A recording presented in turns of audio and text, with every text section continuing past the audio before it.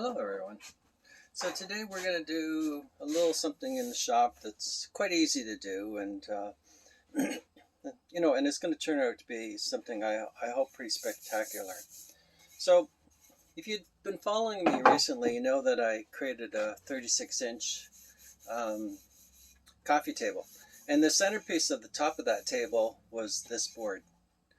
And the board was a lot longer than 36 inches. So at the one end of the board, it had this fairly big knot in it. So obviously I didn't want that in the coffee table. So I cut that piece off, and then cut my 36 inches off. And this was the part that was left at the end. And since it's such a beautiful piece of wood, I thought what I'd do is make it into a little breadboard. So I've taken it so far, and again, it's fairly well dressed coming from the shop where I get my wood. And so all I had to do was I routered the edges using this bit right here, which just takes a nice round edge off of the wood. And then I'd sanded it to, again, using 80, 100, 120, 180, and 240 sandpaper to get it very, very smooth. And I might take it a little bit more and make it smoother even so. But the one part I did wanted to show you, actually there's two parts I'm going to show you in this video. I'm going to use my router and I'm going to cut off an edge right here so that when you go to pick it up, there's a little lip that you can put your fingers under to pick it up. It doesn't have to be a big lip, just a little one. So I'm going to use my router and I'm going to show you how I've done that. Okay, or I'm going to do that actually right now for you. And then when it's done, hopefully it's not going to be too rough. What I'm going to do is I'm going to show you the difference between an unfinished piece of wood and using what I use to put onto breadboards, which is a beeswax. Okay, so let's do that process. So I have taken my router and put in the bit that I wanted, and I'm just going to clamp this wood down onto the table. It's going to take a couple passes with the router because I'm taking off a fair amount of the wood on this end of it here. I'm going to take off a little bit, and a little bit until I get down to the part where it's the rounded bit of the cutting surface. Is this wheel right here is going to run along this edge right here, and that way I get my straight piece. Okay, and the bit I have chosen out of my selection of bits, I have 3 or 4 cases of different types of bits. The bit I have chosen is going to make this type of half circle into the wood. Okay, so let's turn it on and see what happens. Okay. Oh, it's very hot today. Give me a sec. Just going to put something over my ears.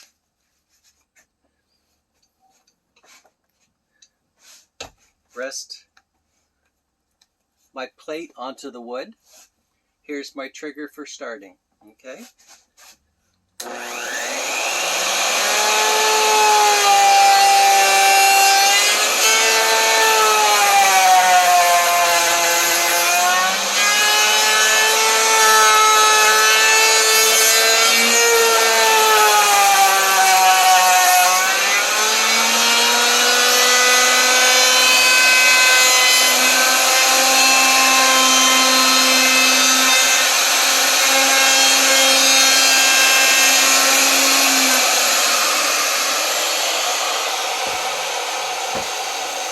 You always have to be careful when you put a router down, because obviously that's spinning at a very high revolutions per minute. Still spinning rate, just finally stopped right now. You've got to put it down. You're not going to put it down flush because this is sticking out the bottom, it would wobble and fall over, plus it'd be cutting into your work surface. So you're going to put it down like that, but you're going to keep your hands away from it so that you don't take a finger off while this thing spins around. Okay, so here we go. Don't know if you can see that really well. I might take the this wood off.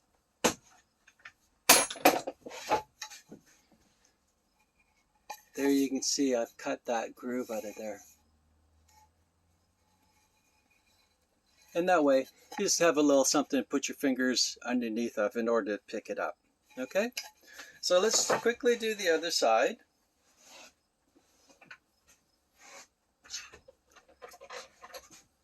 The other end.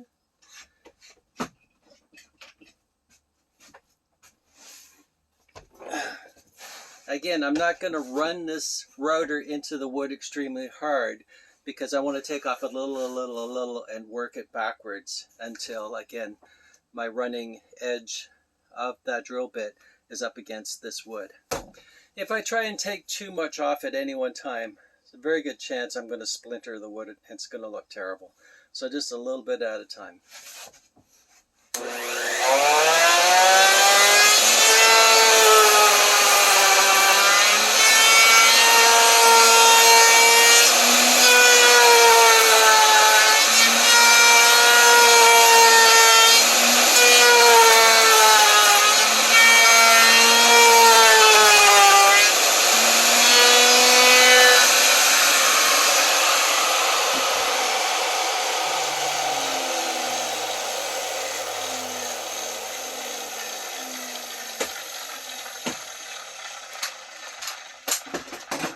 So there we are, we're able to cut that edge as well. Now I'm going to do a little bit of sanding to clean up that little bit of a rough edge there.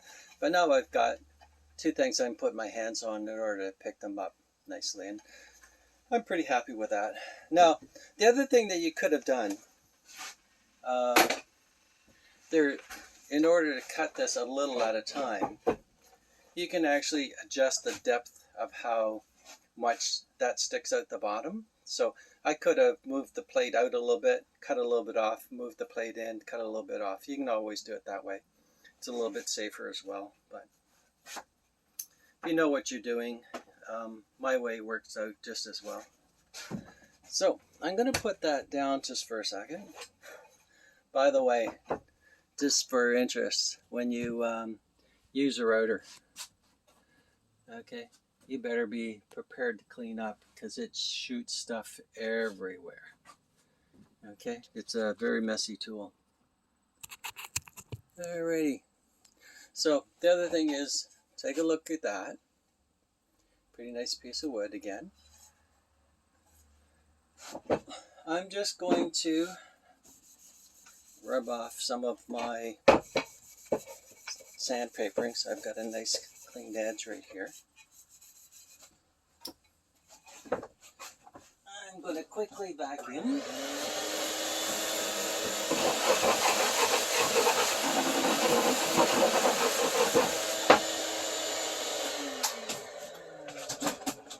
This little section here, so I have a nice clean place to do my work. Okay, so let's see what difference applying some beeswax to this wood will look like. So just take a clean rag, very clean, brand new, put some on and rub it in.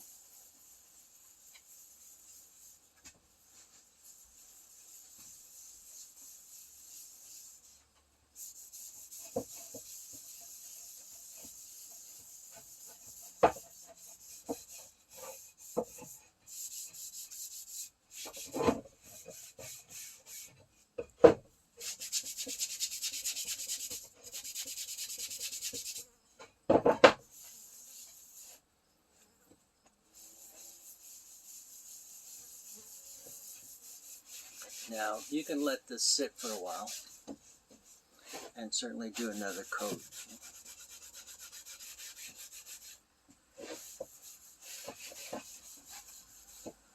There you go, rub it on. rub it in.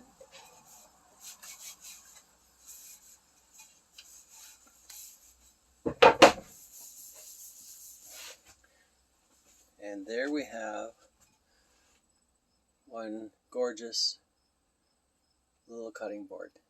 Fairly easy to make as well. All you need to do is cut a piece of board to your length, sand it multiple times with different grits. You can router the edges for a nice round over. You could also sand it for a nice round over. Put a little effect onto the edge there if you wanted it. And wax it up, and you have a gorgeous cutting board. Okay, thanks for that. Thanks for watching. Good luck with all your projects.